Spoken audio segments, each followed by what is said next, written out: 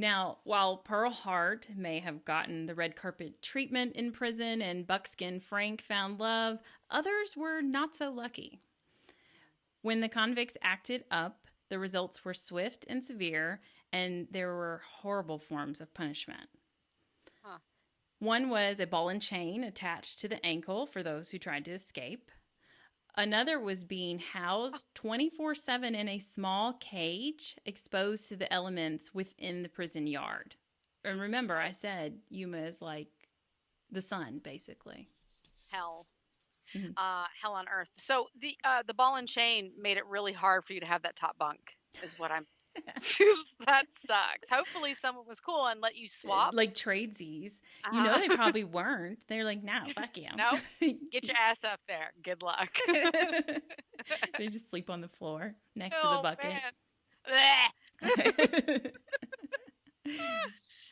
But for the real troublemakers, they got the dark cell, which was a cell built into a rock wall with 2 solid metal doors so that no light whatsoever could come into the cell.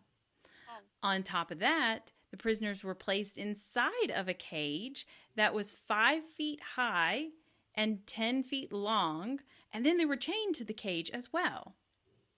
Oh. The only light that could come in was from a vent that was in the center of the room, and the prisoners were expected to live on 1 meal a day of bread and water. Man. Also, just to make matters even worse, before they put the inmates in there, they stripped them down to just their underwear. Well, at least they had that. Did they have a bucket? What did they have to pee and poop in? They didn't say. I'm assuming they would give them a bucket because who wants to clean that stuff up if it's all over the floor? Right. So that's just making it even harder on the guards. So they probably did get a bucket.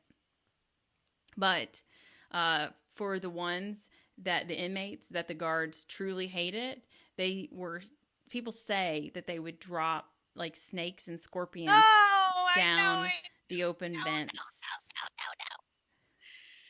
Look, that was the first fear that came to my mind when you told me about this being in underground, and I'm like, no. There's no way. Even it's in the desert, there's no way. And then I was like, and there's this one hole that has light. I'm like, okay, there's a way. And then you're like, and get this. Yeah, they did it on purpose. Look, so when it gets cold, the snakes would like it in there. So yes, I forget even guards dropping them in there. The snakes would just want to go in there for warmth. Scorpions 100% want to be all up on that stone. So they could have just been in there on their own. Never mind like somebody dropping them in. Did you get to see that? Is that still there? Yes, it is still there. And it will tell you this. So I went in there and everything was fine or whatever. It's daytime, so it's not as creepy, I guess. But I went into another cell and there were 2 beds. They're not bunks. They were just 2 like little tiny beds, in this small room. And I swear I heard something move or make a sound, and I flew out of that cell because I thought it was a fucking snake underneath the bed or something.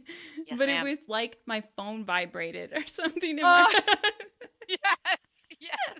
I scared myself. There was nothing in there, but that was my biggest fear, was the snake situation. Well, you tested out them running sneakers.